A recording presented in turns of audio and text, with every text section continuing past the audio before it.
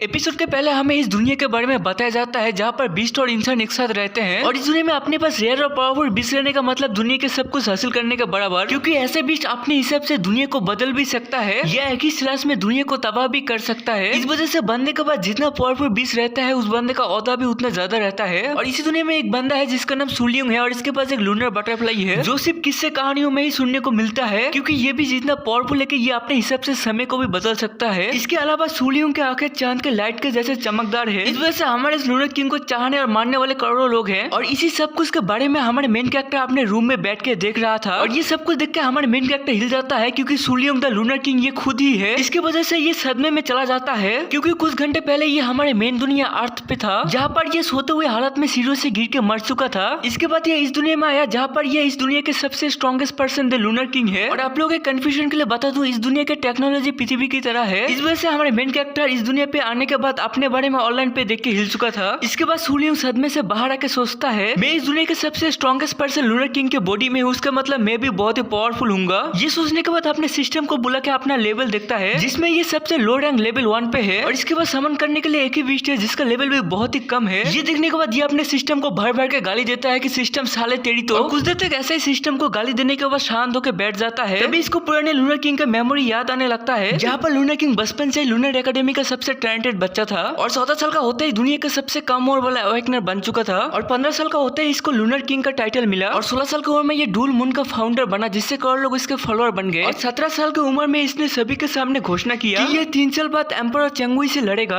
और ये सब सोचने के बाद सुलियोंग कहता है असली लूनर किंग के सामने मैं तो एक कचरा हूँ। और असली लूनर किंग का ताकत भी सच में बहुत ही कमाल का था और उसका ये भी मानना था कि उसके पास जो तितली है वो असली लूनर बटरफ्लाई है। और असली लूनर किंग के सिर्फ बातें सुनने के लिए लोग पागल रहते हैं, ज्यादातर करके लड़कियां। और जब इसके सामने 8 स्टार के बीस्टेमर इम्पोरर चांगवे खड़ा था तब भी ये बिल्कुल भी नहीं डरा, उल्टा 3 साल बाद लड़ने का चैलेंज दिया। और ये सब सोचने के बाद सुलियोंग कहता है सच में असली लूनर किंग बहुत ही कमाल का था, मगर मैं कैसे इस दुनिया में अपनी जिंदगी गुजारूंगा जब मैं असली लूनर किंग नहीं हूँ। और ये सोचने के बाद कुछ देर बाद फिर से कहता है छोड़ो इस बात को, अभी के लिए मैं ये भूल जाता हूँ और अपना लौता बीस्ट समन करके देखता हूँ कैसा है। ये सोचने के बाद अपने बीस्ट को समन करता है जो एक छोटा सा तितली था। ये देख के सुलियोंग भी कहता है ये तो बहुत ही क्यूट है। तभी ये छोटा सा तितली भी आकर सुलियोंग से चिपकने लगता है और कुछ देर बाद ये निराश होकर कहता है ये बीस्ट तो पूरा यूजलेस है, ये छोटा सा चीज के खाक दुश्मनों से लड़ेगा, मुझे लगता है मैं ये लेके एकेडमी के छोटे बच्चे से भी लड़ूंगा तब भी हार जाऊंगा। और अगर ऐसा ही चलता रहा तो 3 साल बाद मैं इम्परर चांगुई से बुरी तरीके से हार जाऊंगा। तभी सुलियोंग को याद आता है कि असली लूनर किंग के पास कुछ और भी था जो कोई भी यूज नहीं करता था। ये कहने के बाद ध्यान से सोचता है उस चीज के बारे में। तभी सुलियोंग का हाथ चमकने लगता है और सुलियोंग के हाथ के ऊपर एक लूनर बुक आ जाता है जो सुलियोंग खोल के भी देखता है। उसके अंदर सभी बिस्टों के बारे में लिखा हुआ था और इसमें यह भी बताया जाता है कि एक से ज्यादा बिस्ट को कैसे टेम किया जाता है। ये देखने के बाद सुलियोंग भी कहता है अगर ये बुक लूनर किंग के पास था तो लूनर किंग क्यों इस बुक को यूज नहीं करता था। तभी सुलियोंग को याद आता है असली लूनर किंग अपने तितली के ऊपर यकीन करता था कि उसका तितली सबसे स्ट्रॉन्गेस्ट है और उसको किसी भी चीज की जरूरत नहीं है। ये सोचने के बाद ये कहता है मगर मैं ऐसा नहीं करूंगा, मैं जाकर बहुत सारे स्ट्रॉन्गेस्ट बिस्ट को अपना पेट बनाऊंगा ताकि मैं 3 साल के बाद का लड़ाई से पहले बहुत ही स्ट्रॉन्ग बन सकूं। और ये सोचने के बाद अपने लूनर किंग के कपड़े पहन के निकल जाता है मूनलाइट एकेडमी में जाने के लिए। इसके बाद हमें मूनलाइट एकेडमी के बाहर का सीन दिखाया जाता है जहाँ पर एक लड़की छोटे से खरगोश के साथ खेल रही थी और कहती है ले लो ये घास खा लो। तभी पीछे से और एक लड़की आती है जिसका नाम सूजिंग है। वो कहती है भाई हमेशा तुम ऐसे कमजोर बिस्टों के साथ क्यों खेलती हो, अगर ये छोटा सा बिस्ट तुमसे अटैच होकर तुम्हारे पीछे घूमने लगा तो तुम क्या करोगी। ये सुन के ये कैटगर्ल बाई भी कहती है तुम चिंता मत करो मैं इसको अपना पेट नहीं बनाऊंगी। ये सुन के सूजन भी गुस्से में कहती है तुम हमेशा ऐसे ही करती हो और तुम आगे जाके ऐसे ही करती रहे तो तुम कोई भी स्ट्रॉन्गेस्ट बिस्ट को अपना पेट नहीं बना सकोगी। और तुम लूनर किंग के बारे में सोचो कहीं भी ऐसे छोटे मोटे बिस्टों की तरफ ध्यान नहीं देता, वो हमेशा बड़े ताकतवर बिस्टों को ही अपना पेट बनाता है। और तुम क्या चाहती हो लूनर किंग तुम्हें नोटिस करे तो तुम्हें भी उनकी तरह ताकतवर बिस्ट को अपना पेट बनाना चाहिए। और ऐसा कह ही जा रही थी तभी छोटा सा खरगोश कुछ नोटिस कर लेता है और उस तरफ देखे ही जा रहा था। ये देख के कैटगर्ल भी सोचता है ये उस तरफ क्या देख रहा है और पीछे से सूजन भी अभी भी लूनर किंग के बारे में कह ही जा रहा था। तभी खरगोश भी किसी एक बंदे के पास दौड़ के चला जाता है। ये देख के ये दोनों भी उस तरफ देखते हैं और पूरी तरीके से हिल जाते हैं क्योंकि उस तरफ हमारे main character Soojin the lunar king आ रहा था। ये देख के ये दोनों भी बहुत ही शर्माने लगती है। तभी लूनर किंग इन दोनों की तरफ देखता है। ये देख के ये दोनों और भी ज्यादा शर्मा जाती है कि लूनर किंग हमारी तरफ देख रहे हैं। और सुलियोंग भी इन दोनों की तरफ देखता है और मनी मन हिल जाता है कि वाव ये तो एक कैट गर्ल है। इसके बाद फिर से सोचता है कि नहीं मुझे इन दोनों की तरफ ज्यादा नहीं देखना चाहिए और अपने सिर को मुड़ के वहां से जाने लगता है। और कुछ देर बाद मूनलाइट पेविलियन के सामने पहुंच जाता है और कहता है क्या यही है मूनलाइट पेविलियन, देखने से तो काफी धांसू लग रहा है। और ये कहने के बाद आगे बढ़ते हुए सोचता है अगर यहाँ पर मुझे कमजोर लो रैंक का बीस्ट मिले तो मैं उसे टेम करके अपना पेट बनाऊंगा। और ये सोचते हुए आगे बढ़ते हुए पेविलियन के अंदर जाने लगता है। और यहाँ से ये एपिसोड खत्म होता है। आप लोगों को पसंद आया होगा तो लाइक करना और कमेंट करना कि ये एपिसोड आपको कैसा लगा और सब्सक्राइब नहीं किया तो प्लीज सब्सक्राइब करना। मिलते हैं अगले एपिसोड में।